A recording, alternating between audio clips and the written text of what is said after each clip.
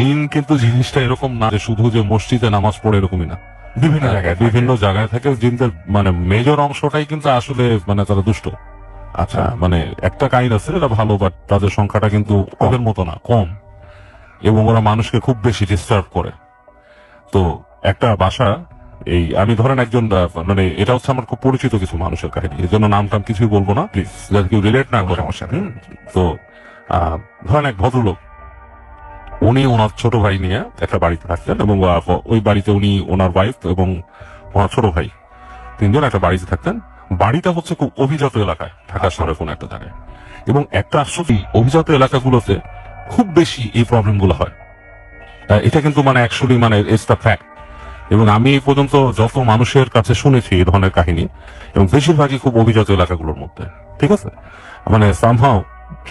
মানে এই দুষ্ট জিনগুলো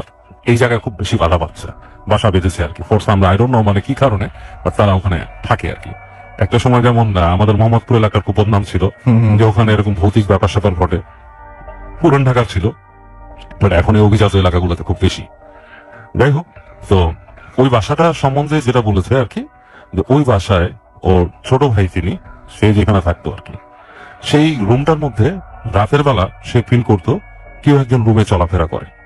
আচ্ছা, ধরেন সে ঘুমিয়ে আছে, ছোট ভাই ফার্স্ট আমাকে যেটা বলেছে আর কি, সেই এবং মাঝে মাঝেই মানে এই ধরনের প্রবলেম হলে সে আমাকে ফোন করতো গভীর রাতে, ধরেন আমি বসে আছি, আমি তো রাত জাগি অনেক, টিং টিং করে ধরেন আমার ভাইবারে নক হচ্ছে, অন করে কি বলে, আমি এগুলো অ্যাকুমুলেট করে এখন পুরো একটা মানে ইজিতে আছি। তো বলতে যে বাবু ভাই, আমার একটু আগে যেটা হয়েছে, আমার এখানে মনে হচ্ছে যে আমার ঘরের মধ্যে কেউ চলাফেরা করতেছে, এবং আমার যে সে যে ঘুমাতো, এখন অনেকেই কিন্তু ম্যাট্রেস মাটিতে রেখে শুয়ে থাকে, তো বলে ম্যাট্রেস মাটিতে রেখে শুয়ে আছি, হঠাৎ করে অন্ধকার ঘরের মধ্যে মনে হলো কেউ একজন ঢুকছে এবং আমার এই বিছানার আশেপাশে চলাফেরা করতেছে, এবং আস্তে করে এক সময় দেখা যাচ্ছে ম্যাট্রেসের পাশটা কিরকম চাপ দিয়ে নিচু করে ফেলছে, মানে লাইক কেউ যদি পাশে শোয় তাহলে কিন্তু রাসেল ভাই বুঝতে পারবেন যে মানে আপনার ম্যাট্রেসে শোয়া থাকলে, বিশেষ করে ম্যাট্রেস বা পোমের ইসে যদি কেউ শোয়, পোমে বোঝা যাবে না, ম্যাট্রেসে বোঝা যায় যে পাশে কেউ শুলে কিন্তু ম্যাট্রেসটা একটু কাত হয়, রাইট রাইট, হ্যাঁ। তো সে এরকম একটা ফিল করছে। তো এটা ফিল করার পরে ওর ধরেন গায়ের লোম দাঁড়ায় গেছে, হঠাৎ করে রাতের বেলা সে জানে ওখানে কেউ নাই, এবং তার সে ফিল করতেছে যে কেউ একজন শুয়ে আছে পাশে, এবং একসময় সে আউট অফ কিউরিয়াসিটি সে হাত দিয়ে দেখে কেউ নাই, বাট জায়গাটার টেম্পারেচার চেঞ্জ, লাইক একটা মানুষ বা কিছু শুয়ে থাকলে একটা জায়গা কিন্তু টেম্পারেচারটা একটু ওয়ার্ম হয়ে যায়, ঠিক সেরকম একটা টেম্পারেচার ওখানে।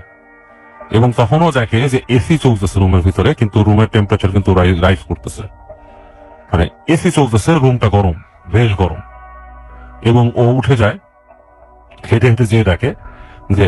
ওই বাথরুমের দরজাটা, এটা লক থাকার কথা না, এটা লক ভেতর থেকে, ইটস লাইক মানে খুলছে না। অনেকক্ষণ চেষ্টা করার পরে একটা সময় আস্তে করে সেট করে খুলে যায়, বাট জিনিসটা হচ্ছে কি, রাসেল ভাই বাথরুমের এটা কিন্তু জাস্ট ডোর নব, এবং এটা লক করানো ভিতর থেকে খুলে যায়। আমি ওকে অনেক সময় বলছি যে ডোর নব তো হইতেই পারে, যে হয়তো তোমার কোনো কারণে লক হয়ে গেছে, বলে ভাইয়া খুললো কেমনে করে, এবং এটা তো মানে এমন হতো যে লক মানে লকই, আমার চাবি দিয়ে খুলতে গেছে, চাবি দিয়ে খোলা লাগেনি, মনে হচ্ছে কেউ চেপে ধরে রাখছে ভেতর থেকে। আচ্ছা, এবং এক সময় অল অফ এ সাডেন এক সময় শ্বাস করে খুলে গেছে, মানে এরকম খুলে যায়। তো ওদের রুমে, ওদের বাসায় কিছুদিনের জন্য পাশেই আরেকটা ফ্যামিলি আর কি, ওদের সাথে একজন থাকতো আর কি, একজন আত্মীয় কিছুদিন ছিল আর কি, ওইখানে নাকি ওই ওদের রুমের দরজাটা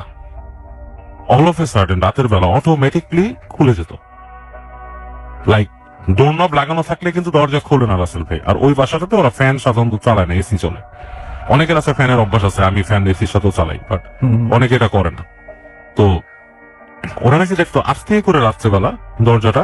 দরজা মানে খুলে, মানে ওই যে যেমন একটা হালকা কবজায় শব্দ হয়, আমরা হরর মুভিজ ইউজ করি,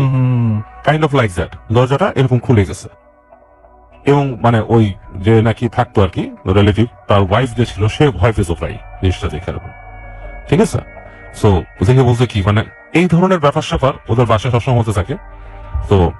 এবং ও অনেক সময় দেখছে এরকম যে রাত্রেবেলা একদিন দেখতেছে সে লিভিং রুমে বসে যে একটা তোয়ালে এই মাথা থেকে ওই মাথায়